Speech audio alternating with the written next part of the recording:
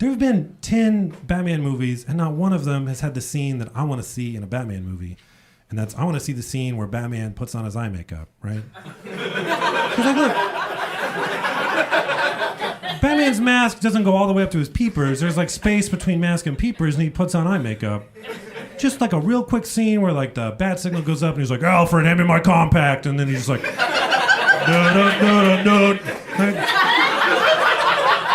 It's like a little raccoon, right? Just putting it on.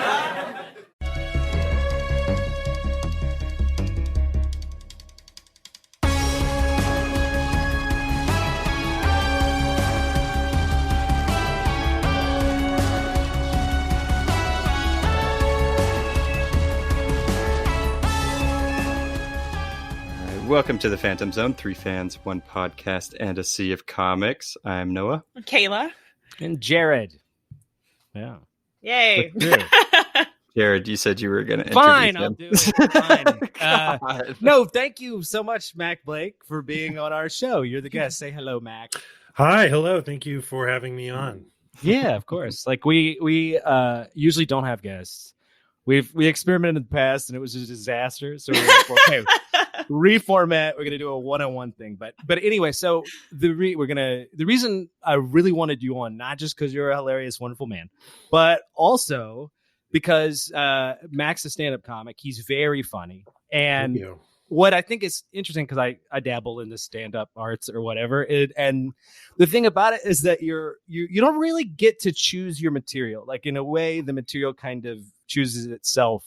And Mac has, in like a couple of albums, he does stand-up comedy about superheroes. He's got bits about comics and stuff like that. And what I thought about was like, man, that there's got to be some amount of like superhero-y stuff in like taking up bandwidth in your head. So you have to be in some way like invested in comics or whatever. I mean, I definitely grew up reading comics, and guess what? Still do. And so, yeah. And so I definitely spend like a lot of time thinking about stuff. But I mean, it's funny now living in the age of the Marvel Cinematic Universe, etc., where, bros are like talking about like, oh man, I'm like Tony Stark. And you're like, what? I would get my face punched in if I talked about Tony Stark in high school. Right. So, it's I still cool have to do it now. Yeah, but I still have like sort of a mindset that this is something maybe people naturally are not inclined to know about. So even when I talk about it in stand up, I definitely like lay it out a little too much. Like, I was talking about Wolverine in a joke, and I was like, Wolverine, Hugh Jackman. Like, I had to, like, and my brain was like, just make sure they get it. Whereas I was listening to a James Adomian album or something, and he was talking about, I forget his name, but he's the villain from Gummy Bears. And what? He just was like, hey, guys know the villain from Gummy Bears? Anyway. And I was like, whoa, that guy just went into it. Maybe Gummy bears have an enemy? Yeah, he was like a guy in a tight-fitting like chainmail. He was one of those like gay-coded characters. It was like gummy bears. That's the bit. The Domian's bit is just like listing how many like villains were gay British people in like 90s properties or whatever. And he's basically like a gay Gargamel, like that character. I'm pretty sure. I was gonna say too.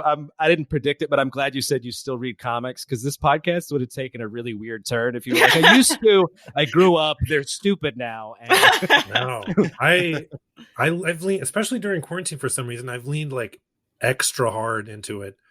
Like I need to actually stop. I mean, I've just keep buying these like older books and everything like that, trying to fill in some gaps. Not necessarily like I fill in the gaps in my collection, but just in my sort of like I don't know, what do you call what things you've read? The things I've read list. Your backlog? Yeah, that's a good one. Yeah. Is there anything that you've read currently that you really, really like? I kind of, I don't know what the word is. Like I sort of, read like a little bit here and there of Greg Capullo and Scott Snyder's Batman. Yes, it's the best. Yeah. And then during quarantine, I reread all of it. I haven't read, I know they're currently doing a death metal series for Mhm. DC. I have not read that, but I read their run, and then Metal, the first book, and then also Last Knight on Earth, and yeah, as I second Kayla's enthusiasm. It's so good. They're a really good Batman combo. Love them. Yeah. She's our resident Batman fan. Oh yeah. I saw that. I read your bios on your I was like, Kayla likes Batman. I was like, that's good. Noah defends the Justice League movie. That's questionable. Jared, here's the thing about Jared is that in person, Jared is very nice.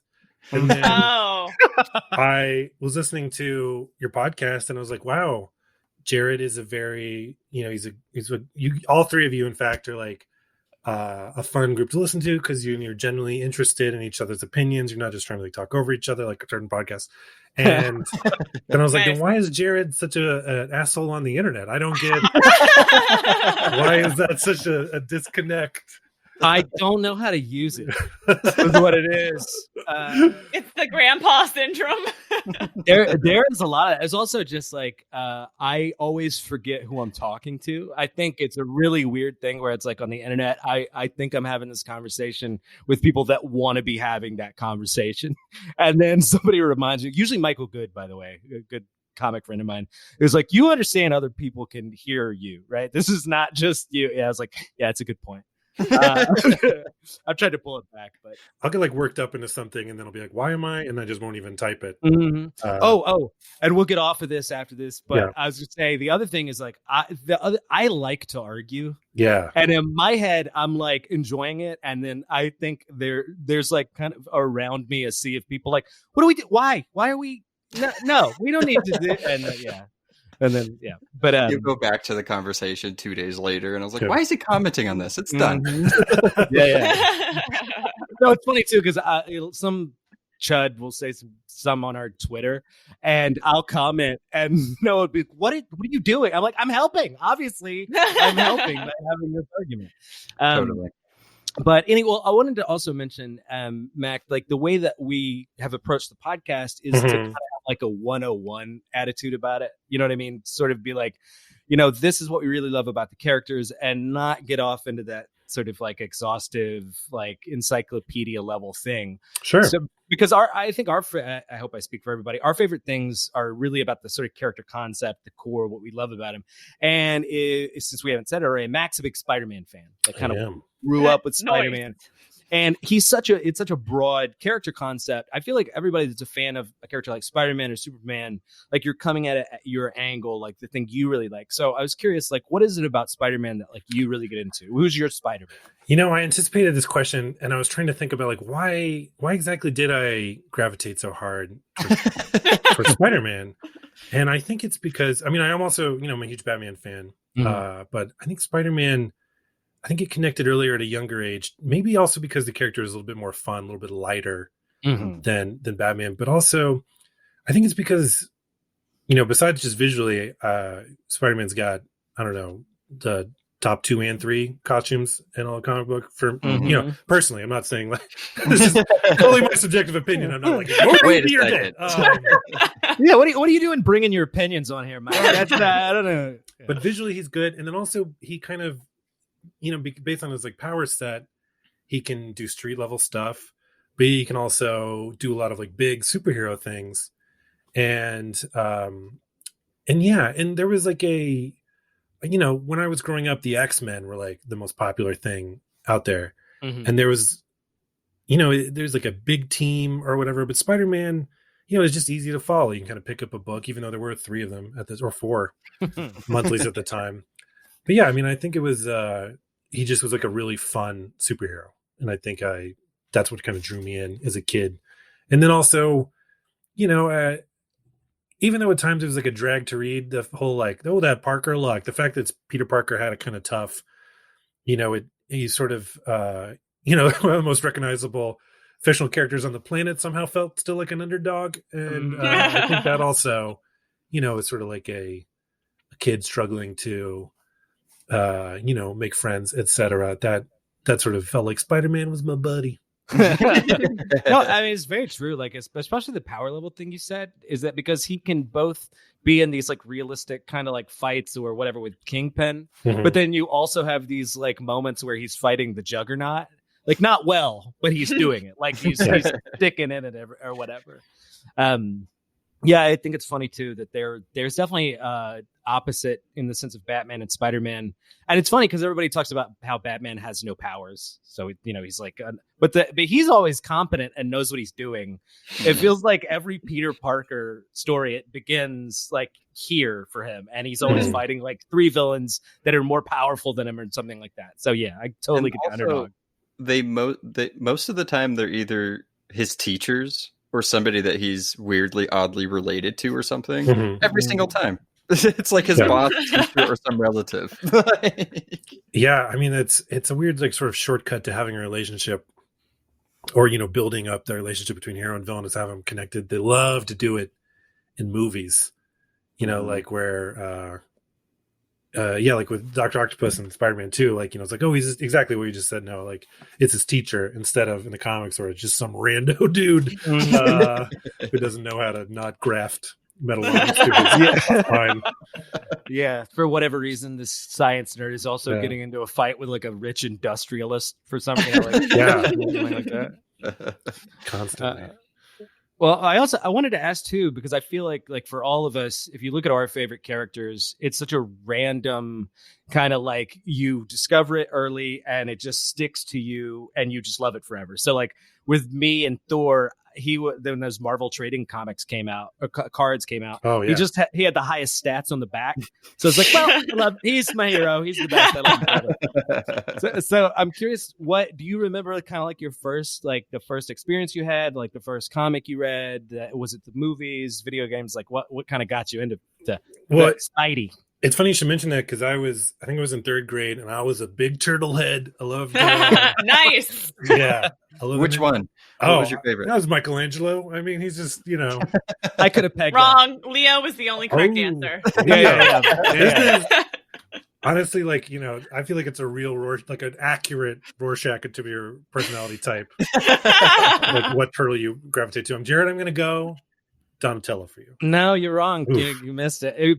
I'm a Raphael guy, but I don't know. You're probably right in like that. I more like Donatello, but then again, Raphael on the internet, right? I'm a big dick, so. Well, we gotta touch them all. Noah, what turtle are you? Definitely Leo. Yes! Man. We almost had the full team. I know. If we were playing that 4-up arcade game. Let's face it, Mac. I'm a Rat King all the way. Come on. Yeah, I'm a Baxter Stockman on the streets and the real leatherhead in the sheets. Yeah, nice. I eat chickens. But somebody in my 3rd grade class brought in, or 3rd or 4th grade, I don't remember now, brought in those first set of like Marvel Universe trading cards.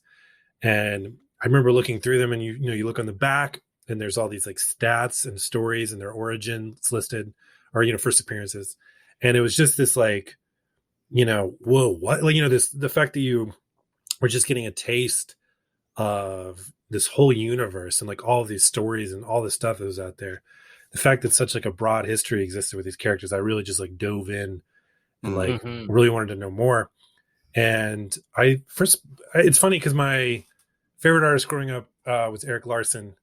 And I started reading Amazing Spider-Man, I think the issue after he left or something like that. So I didn't read those until later. But yeah, it was like Mark Bagley had just started drawing the book, and it was a story of Spider-Man and Nova. And I think also maybe because of that, Nova was another character that I've like touched base with throughout the year, even though, he sort of comes and goes.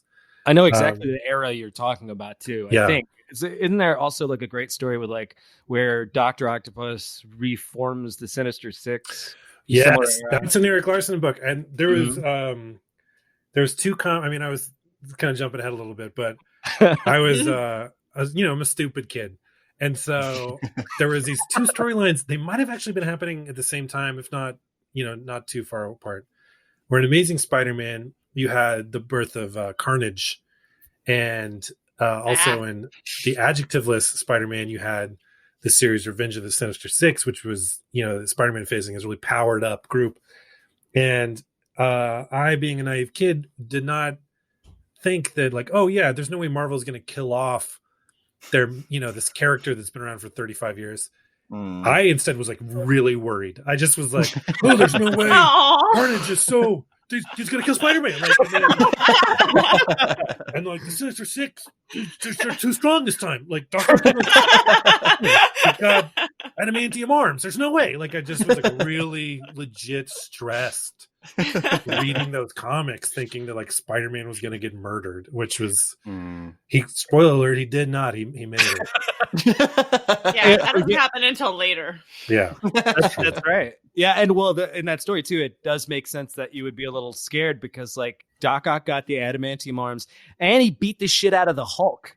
Yes, it was like in the story. So like, how's Spider-Man gonna make it? That's fair. Yeah. I think he cheated, probably. Here's what's funny too. I just realized that I've known Mac for a while now, and I knew that you like comic books for a while, but it's like we had to make a podcast to have a reason to talk about this because it's something about comics. There's just in a social setting, it wouldn't have been proper for me to walk up to you and be like, "So, favorite Spider-Man villain show? Talk about this for half an hour."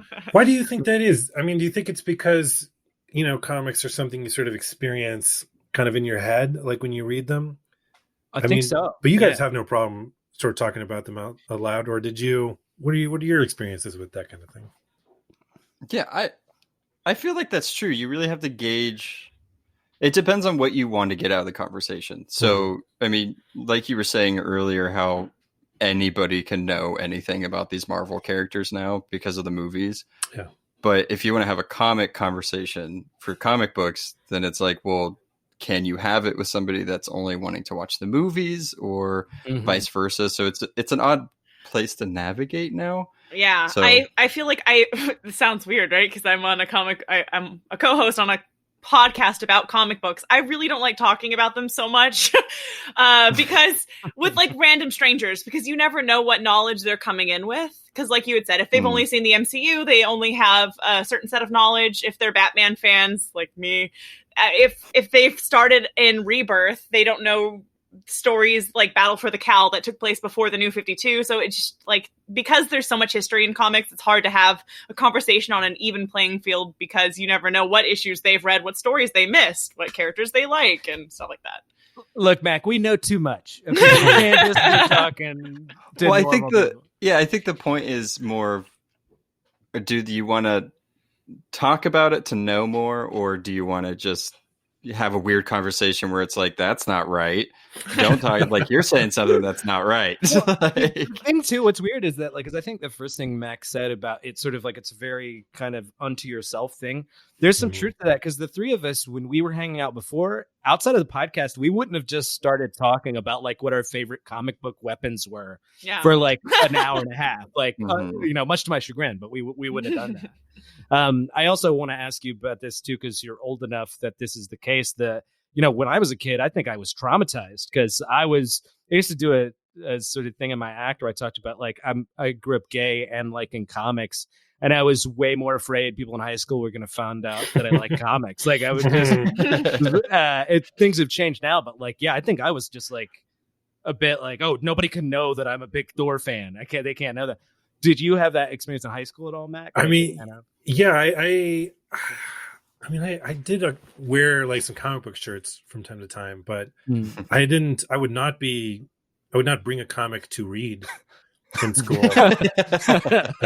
One time I was taking some summer classes at SAC, San Antonio College, and it was like an accounting course or something like that. And it was like some prereq for something. I don't know anything about accounting. And the teacher was a little bit, I remember he was talking about like baseball stats and stuff like that. And at some point I don't remember how he got to this. I wish I did. But at some point he goes, he's like, oh, actually that's the name of Superman's parents. Does anyone know the name of Batman's parents? And in that moment I was like struck, because I was like, okay, first of all, I definitely know the name of Batman's parents. But here's the thing. I'm wearing a Batman shirt at the moment. Do I want to raise my hand and out myself?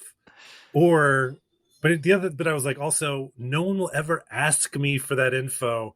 I mean, part of being like a fan of these storytelling universes is like, all these like dumb pieces of information that like, well, it's actually pronounced Mr. Mix-a-Piddle, like that kind of, no one can. And so I was like, well, I got to do it. I was like, yeah, Thomas and Martha. And he was like surprised. And I was like, please now let me go back to obscurity in the back of the class. But yeah, I'm glad he wasn't shitty about it though, because seeing that T-shirt, he very easily could have been like, "Well, of course you know, obviously." Ooh, Batman over here. I'm like, shit. I would have taken the opposite approach if I was that teacher and I asked that question. Like I was just having a lapse in my brain and I didn't know, and I needed someone to answer that for me. And I saw this kid sitting in a Batman shirt who didn't raise their hand. I would be like, "Fucking take that shirt off! You don't know the answer." He's like, yeah, if I saw this kid wearing a Batman shirt with very sad eyes, no one's talking to him. These stupid fake comic bros pretending they know Batman. It's like, why did when I asked this question, the kid in the Batman shirt erupted into sweat, turning like 5 shades of red. Mm-hmm. Well, I got more Spidey questions for you. Another thing I wanted to ask was just like, because I feel like everybody has this different like definitive run or storyline and stuff like that. Is there anything in your head that sticks out as like this? When I read that was Spider-Man. That's like the metric by which I judge all Spider-Man. I put some thought into that because at some point, I kind of jumped off reading Spider-Man's current adventures, and then I sort of, I've read some stuff here and there, but I think that Eric Larson series, Revenge of the Sinister Six, was big.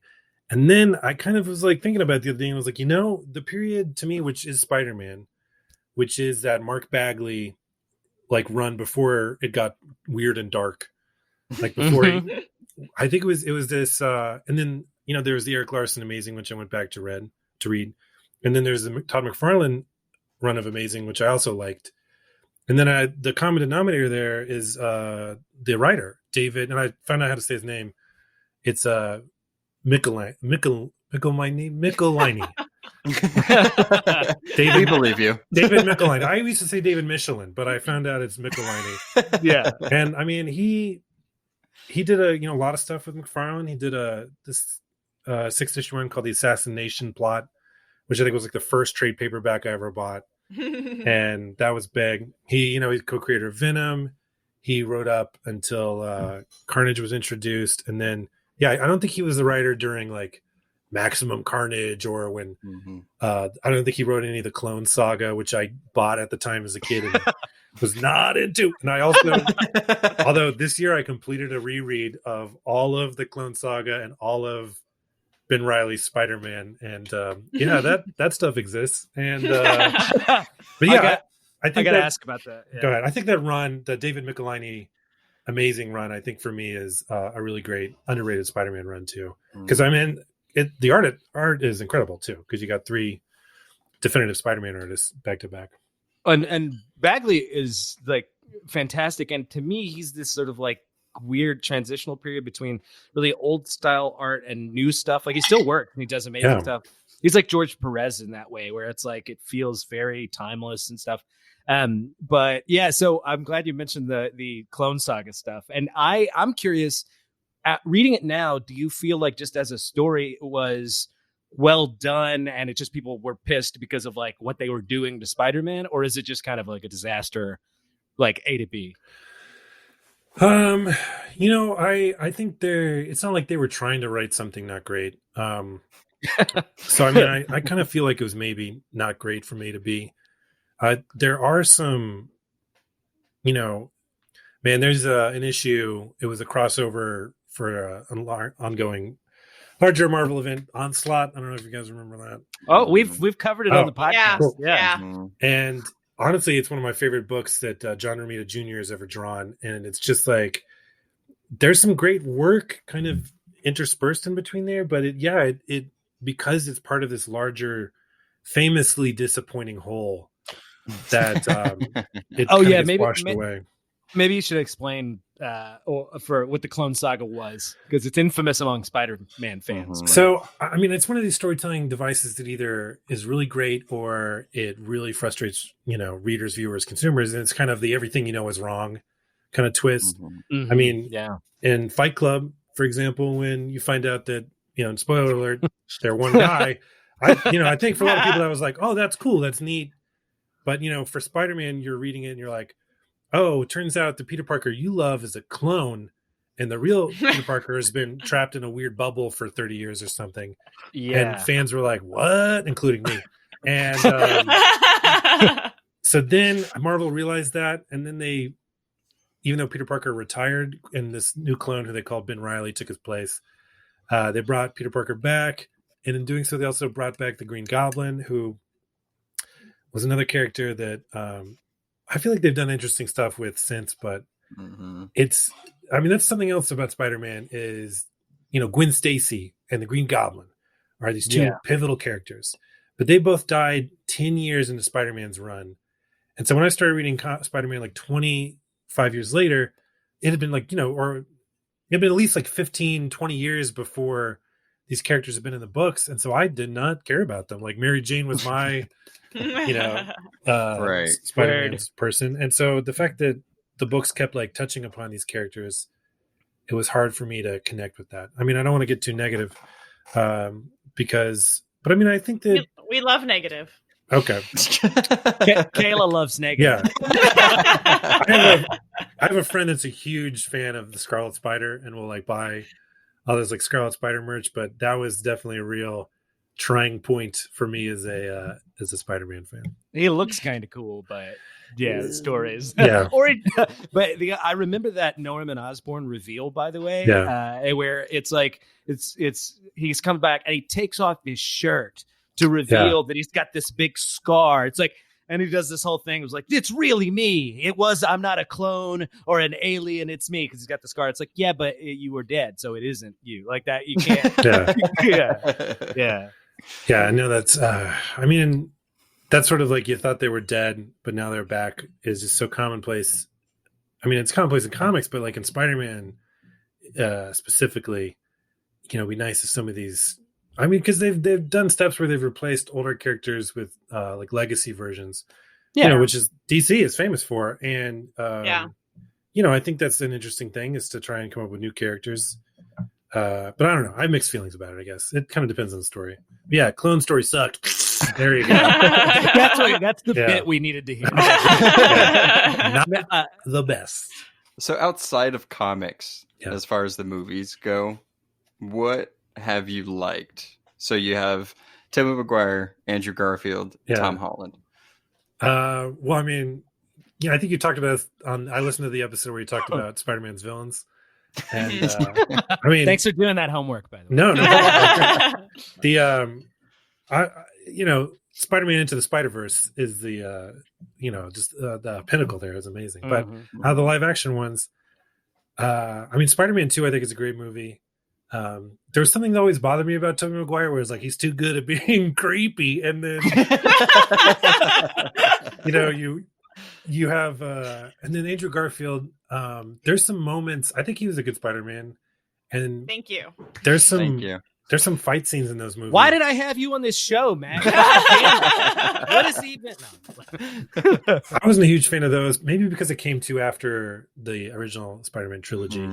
But there's some fight scenes in those movies that are just like, this is what Spider-Man is. Like, there's a scene where it's, kind of meant, like in the foreground, Stan Lee is a librarian doing one of his cameos, and he's got some headphones on. Infamous. So he can't hear what's going on behind him. What's going on behind him is like a Spider-Man lizard fight that you're like, when you read the comics, it's like, this is what I dream of seeing in a live action movie. But Tom Holland, he's just so likable and fun. Like, he's got my vote. I like that dude. Do you like that they went back to high school Peter? It's funny. It's you've seen some stuff before and you're like, okay, I've seen him in high school, but I think it works. I think they got a really good cast of young actors there too. And it's a lot of fun. I mean, as someone who, because the MCU is like so or it revolves so much around Tony Stark, whereas in the comics, he doesn't. I mean, now he kind of does, but growing up, he sort of didn't have that like center spot. Mm-hmm. And so the fact that Spider-Man is so connected to Iron Man feels a little weird for me. But I mean, I thoroughly enjoyed the movies. So yeah, I mean, I'm not really complaining. They're great. But that to me is an interesting question, because like there's, we debate on the podcast a lot just about like when they should reboot characters in the comics or the movies and stuff like that. But Spider-Man has this problem specifically because like so much of his classic run, he's in this coming of age place. Mm-hmm. And so there's always this question, like, should we reboot him, take him back to high school, or should we let him become like a twice divorced substitute teacher? And like, how will he be allowed to age? And I'm curious, like, do you feel like let's just let him develop, or is it like, no, we got to kind of have him be this young person finding himself or something like that?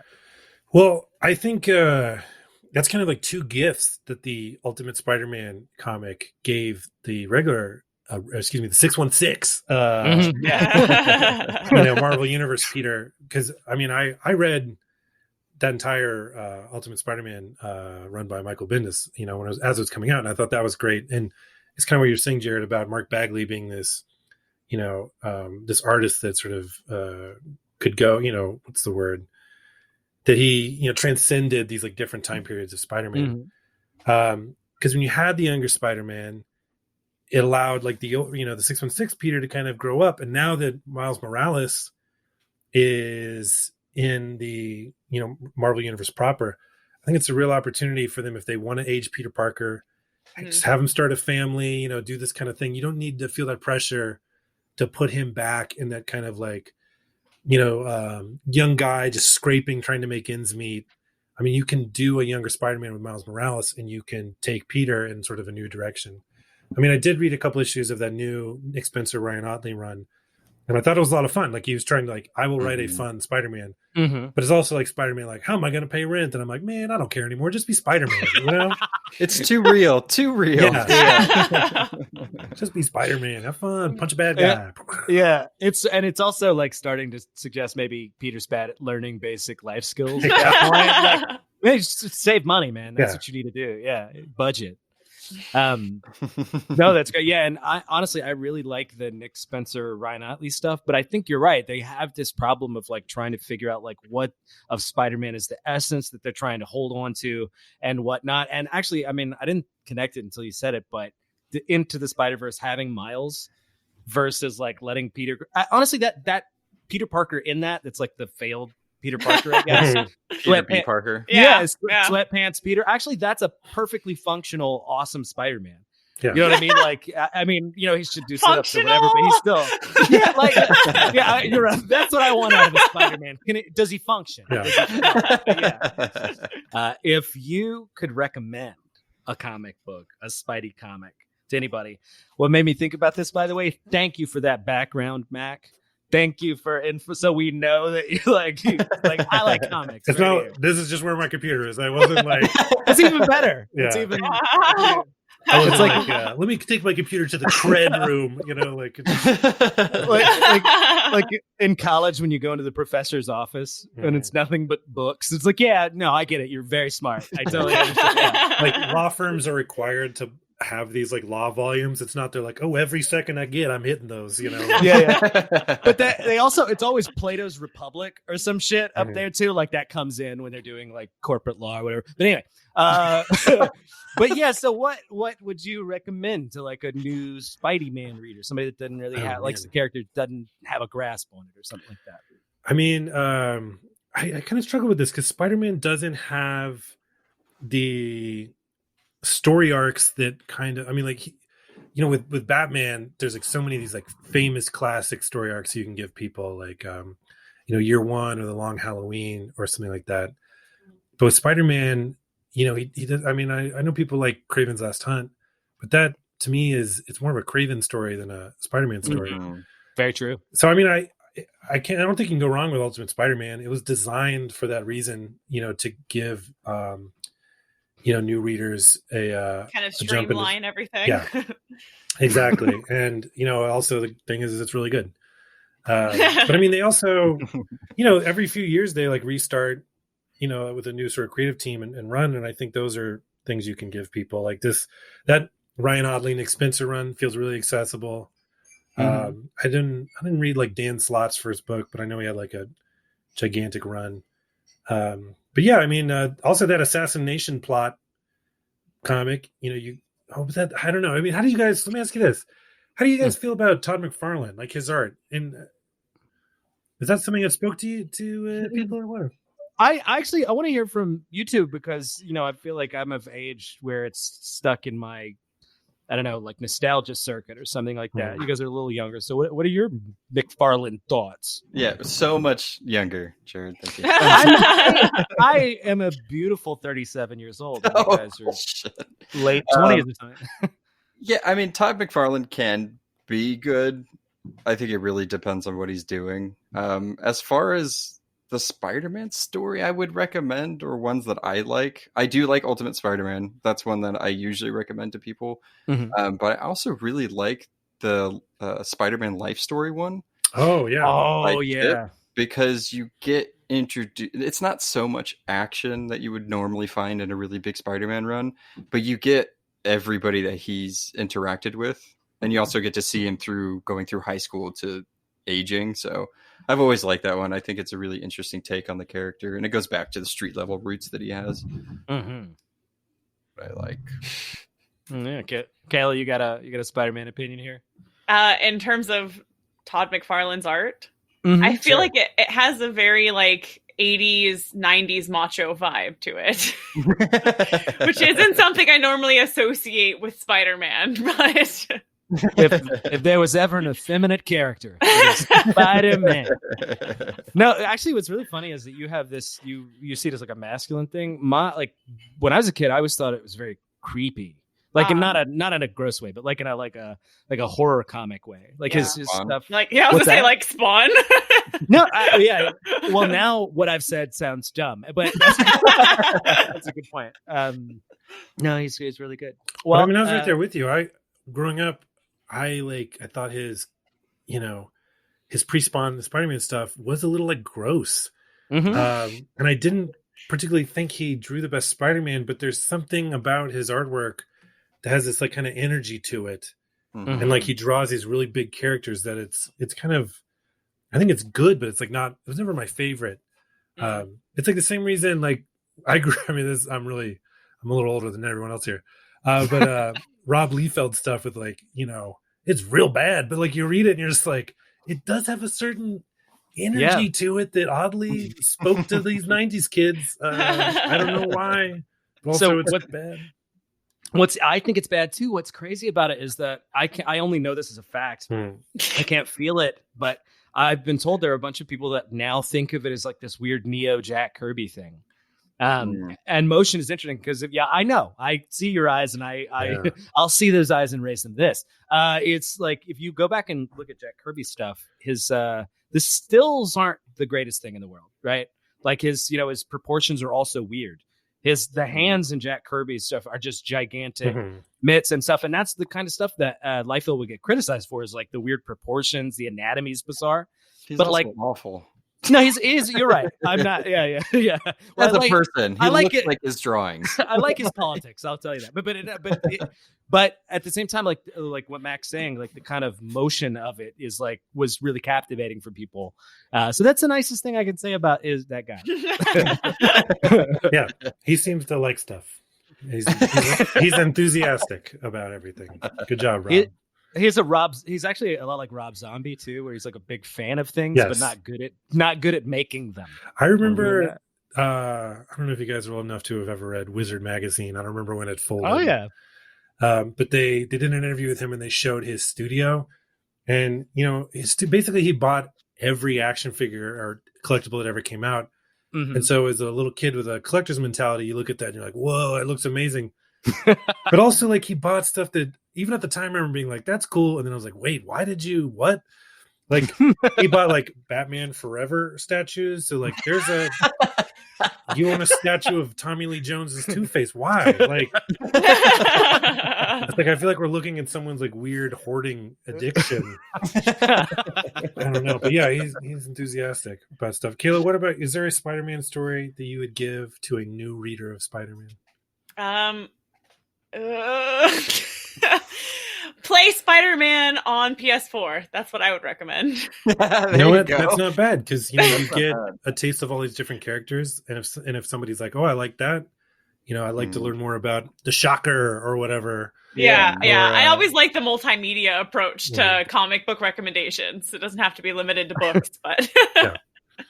And I always like the Shocker. I don't know what it is about that Herman Schultz. Like, I just think he's the coolest character in the world. I love the fact that he's poorly named. Yeah, it's like his powers are supposed to be like vibration or whatever. And now that I think about it, it is weird that his name is the Shocker, and that's his power is to. We should probably move on. Let's just. I feel like you try to bring him up often, and it just never works. I legitimately love the character. I think it's something about being this like lower tier villain that keeps coming back, and I don't know. I just think he's beloved to me. Mac, thanks for being on our show. Thank you. I love talking comics and stuff. There used to be a stand-up show that took place in a comic book store here in Austin. Yeah. And that's awesome. They never asked me to do it. And I was like, how many Wolverine jokes do you need me to make before you have to do a fucking show?